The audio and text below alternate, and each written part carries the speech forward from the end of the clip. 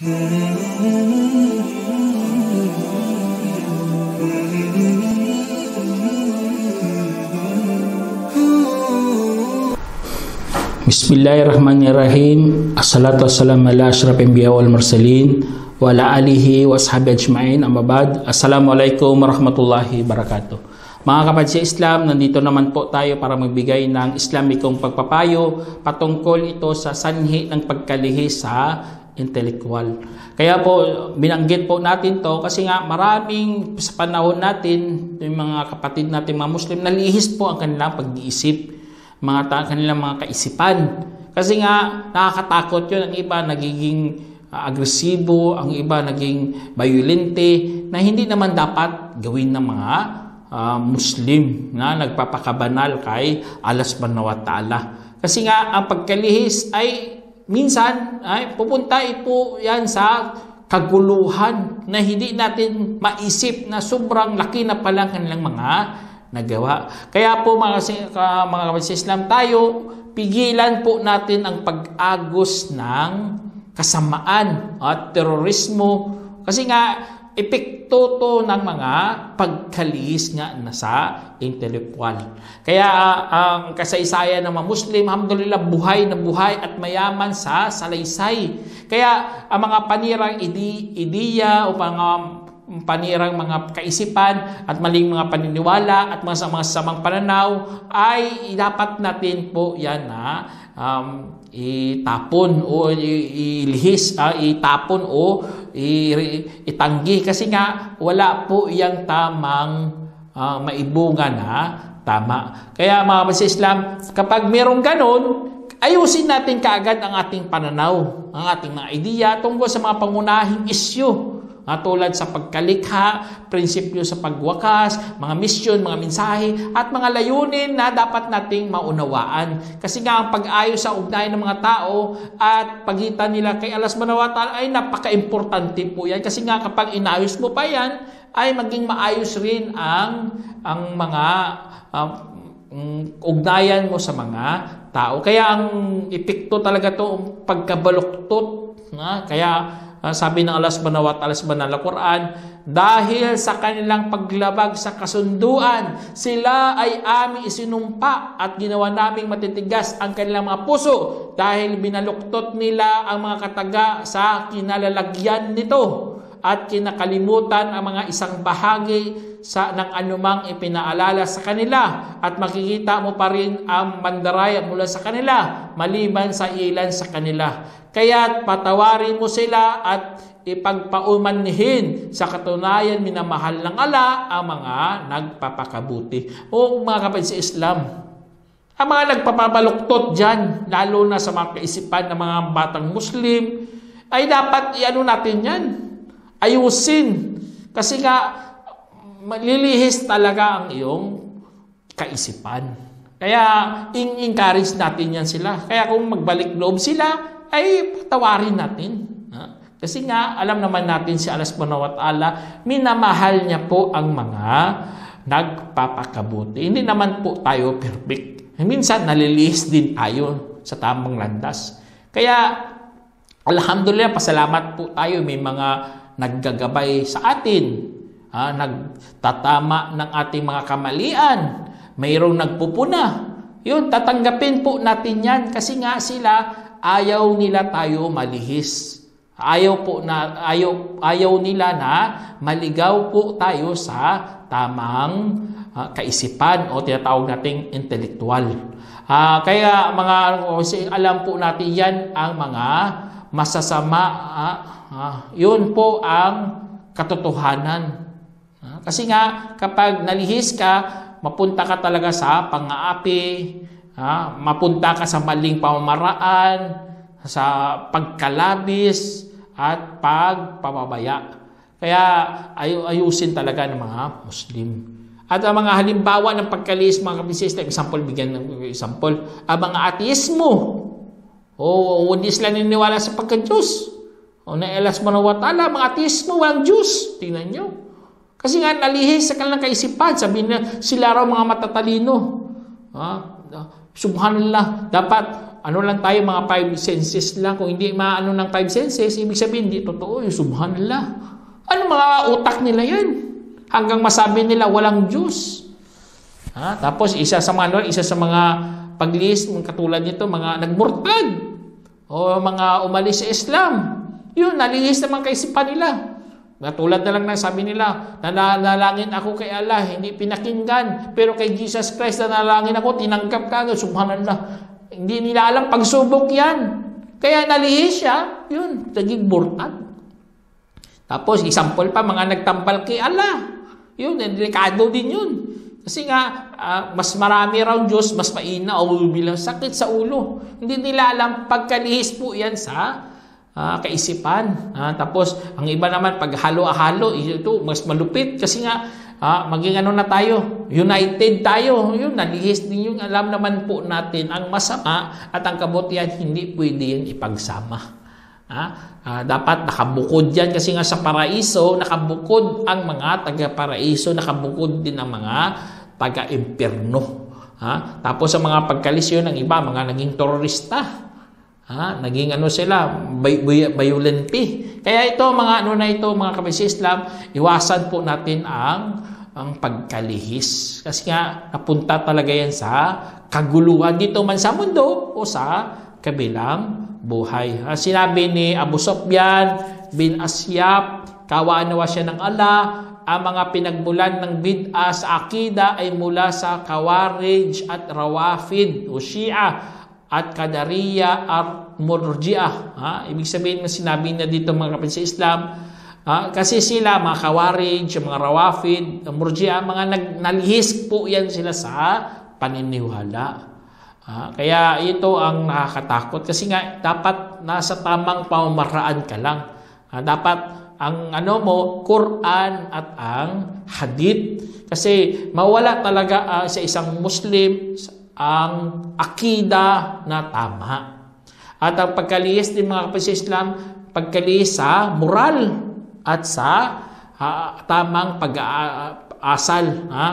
Kaya mga kapatid, nakakatakot yan. Katulad sa sinabi ng Allah subhanahu wa ta'ala sa banal na Quran, katotohanan ang Allah ay hindi nagpapatawad sa sinumang tumatambal sa Kanya at Kanyang pinatawad ang bukod rito sa sinumang Kanyang ninanais. At ang sinumang tumatambal kay Allah ay tiyak na kagawa ng isang napakalaking kasalanan. Tingnan niyo mga kapatid Islam, kung iisipin mo, kapag ang tao nalihis sa pagsamba kay Allah subhanahu wa ta'ala, hindi niya akalain na nakagawa na po siya ng napakalaking kasalanan. Kaya dapat magbalik loob ka agad sa Allah na sambahin mo siya nag-iisa. Huwag ka nang yan. Dapat humingi ka kagad ng kapatawaran kay Allah subhanahu wa ta'ala. At minsan mga kapatid sa Islam, ang tinatawag sanhi rin ng pagkalihis sa intellectual ay sobrang kahirapan at walang trabaho. Ito nakakatakot din ang isang Muslim na nasa kahirapan at wala siyang trabaho. Ito napakaano to kasi nga minsan malilihis ang edukasyon, ang trabaho, sa panlipunan at pagkalihis sa pag-unawa. Ito nakakatakot kasi kaya nga mga kapatid sa Islam, hanap talaga tayo ng mga trabaho. Kasi nga kapag magtampay ka lang sa bahay mo, malilihis talaga ang iyong kaisipan. Kaya hindi pwede yan, dapat magtrabaho. At huwag mong isipin, kahit mahirap ka lang mga kapatid sa Islam, basta mayroong trabaho, insyaAllah. Kahit kakunti lang yung kinikita, ay insyaAllah gagabayan ka ng Allah subhanahu wa ta'ala. Basta isipin mo lang na kumita ka ng halal. Huwag mo isipin kahit yumaman ka, malaking kikitain mo. Kung haram naman, wala rin yung pagpapala kay Allah subhanahu wa ta'ala. Tinatawag natin barakah. Walang pagpapala, walang blessing dyan. Kaya sayang na, kaya para hindi malis ang utak mo, kaya kumita ka kahit halal. Kahit kahit walang yan. Si Allah subhanahu wa ta'ala, alam naman po natin na papalaguin niya po ang kinita mo galing lang sa halal. Kaya ang mga isa sa mga sanhi rin ng mga pagkalis mga kapatid sa Islam ay maling edukasyon sa relihiyon na laganap sa lipunan. Ito nakakatakot kasi nga sa ating lugar, hindi na halos tinuturo ang relihiyon. Tinuturo na kaagad mga science, mathematics, kaya wala poong tamang ugnayan sa Diyos. Kaya dapat talaga sa mga sa school o sa bahay, ituro talaga ang relihiyon. Ituruan mo ang anak mo na masambahin si Allah subhanahu wa ta'ala. Turuan mo ang iyong anak na mahalin nila si Allah ng lubusan. Kaya ang first love natin dapat, hindi mga ano mo. Dapat si Allah subhanahu wa ta'ala. Hindi magulang mo, hindi anak mo, hindi asawa mo, girlfriend mo, boyfriend mo, auzubillah. Kahit mga haram, hindi ginagawa mong first love. Dapat unahin mong first love mo si Allah subhanahu wa ta'ala. Kaya kung ginawa mo yan, tsak, hindi ka talaga malilihis sa tamang relihiyon. Allahu Akbar. Kasi nga, kung minahal mo si Allah, mamahalin ka ng Allah. At kung mamahalin ka ng Allah, tatawagin niyo siya pa si Jibril. Sabihin sa mga anghel kasama niya, mahalin niyo ang tao na yan. Tapos, ibababa yun sa lupa. At mamahalin siya, tatanggapin siya ng mga tao dito. Allah. Ganun lang pagmamahal ni Allah. Kaya, dapat ang first love mo si Allah subhanahu wa ta'ala. Kaya, kailangan sa isang Muslim na magpakabuti at ayusin talaga ang at ikaya. Tapos, isa sa mga rin, ang sanhi rin ng pagkalis mga kapatid sa Islam, ang maruming paligid. Kaya dapat sanayin sa isang Muslim na maging malinis. Linisan niya po ang kanyang kapaligiran. Tapos ang isa sa mga sanhi rin ng pagkalis kapag umanib ka sa mga taong ligaw. Tulad sa sinabi ng Allah subhanahu wa ta'ala dito, iyon sapagkat katotohanan si Allah hindi papalitan ang biyaya ng kanyang pinagkalooban sa mga tao hanggang babaguhin nila ang nasa kanilang mga sarili. At sa katunayan ng Allah ay nakakarinig ang maalam. Tingnan nyo, sinabi ng Allah. Kung hindi mo bago yung sarili mo, hindi mo rin mabago ang kapaligiran. Kaya huwag kang sumanib sa mga ligaw. Huwag kang sumanib sa mga nalihis. Ayusin mo sarili mo. Baka hindi mo alam, ikaw pa pala dahilan na maging mabuti sila. Maging matuwid sila sa tamang relihiyon. Allahu Akbar. Ganun ang isang Muslim. Kasi nga babaguhin talaga ng Allah subhanahu wa ta'ala. Kaya mga kapatid sa Islam, isa sa mga sanhi din ng pagkalis mga kapatid, ang pag-aapi at pagpapahirap sa mga pang-aapi ng politika at pagpapahirap sa mga nangangaral. Kaya ito isa sa mga huwag nating, kung example meron na tayong posisyon, huwag nating apihin ang mga tao. Kasi kung inapi mo yan sila, kawawa naman. Wala naman nga silang magawa. Nasa posisyon ka, tapos aapihin mo pa, kawawa naman. At lalo na, papahirapan mo pa ang mga nangangaral ng tama. Kasi nga, yun ay isa sa mga kasi nga sa Islam, bawal pong opinion. Oo, malaya tayo sa kaisipan. Pero wag mo namang pahirapan ang mga ngaral. Kasi nga sila, wala ka namang dyan, issue Mga ngaral lang yan sila ng tama. At mali ang mga mali. Tapos aapihin mo pa. Kaya ito isa sa mga isa sa mga sanhi rin ng pagkalis mga kapatid sa Islam, ang patong-patong na kamangmangan o kawalan ng pag-unawa sa relihiyon at sunnah. Kasi nga kapag wala kang ganon, ay maliligaw talaga ang tao. At tulad sa nabanggit dito sa hadith na inulat ni Abdullah bin Amr bin As na aking narinig kami sa hero ng Allah SAW na nagsabi, katotohanan hindi kukunin ng Allah ang kaalaman ng pursahang pagtanggal mula sa mga tao, ngunit kukunin niya ang kaalaman sa pagkamatay ng mga maalam hanggang walang maiwang maalam at gagawing pinuno ng mga tao ang mga mangmang.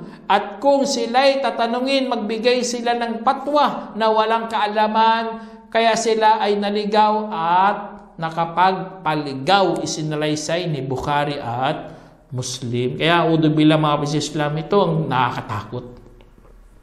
Kaya kung merong sani, meron ding bunga. Ang bastang bunga, ito nakakasakit mga kapatid sa Islam. Ang bunga, isampol ng bunga dito, ay pagkuha ng testo na hindi alam na hangarin at katwiran. Ito mga nakakatakot. Bunga to ng pagkaliis. Kukunin mo ang mga stalata, tapos wala ka namang hangad, wala ka namang katangian, wala namang ano, walang katwiran, walang kaalaman. Yun nakakatakot kasi nga maliligaw ka talaga sa tamang landas. Tapos ano pa, ang pagkaliis din, ang pagtatakpir mo sa ibang tao, sabi mo hindi ka Muslim, o kapir ka, yun nakakatakot yun kasi nga paglihilihis yun. Tapos isa sa mga bunga rin mga kapatid sa Islam, ang ano mo lang, pag-asa mo lang sa isang talata, yun lang ang nakastick ka lang doon. Audubillah. Tapos isa sa mga ano rin, pagsusubra, paghihigit sa mga batas na hindi naman dapat higitan. Kaya nakakatakot yung mga kapatid. Kaya ito isa sa mga dapat natin iwasan. Tapos isa sa mga ano rin mga kapatid sa Islam, hanggang dito na lang po. Sana meron kang natutunang aral para malayo tayo sa pagkalihis. Dito na lang po. Assalamualaikum warahmatullahi wabarakatuh.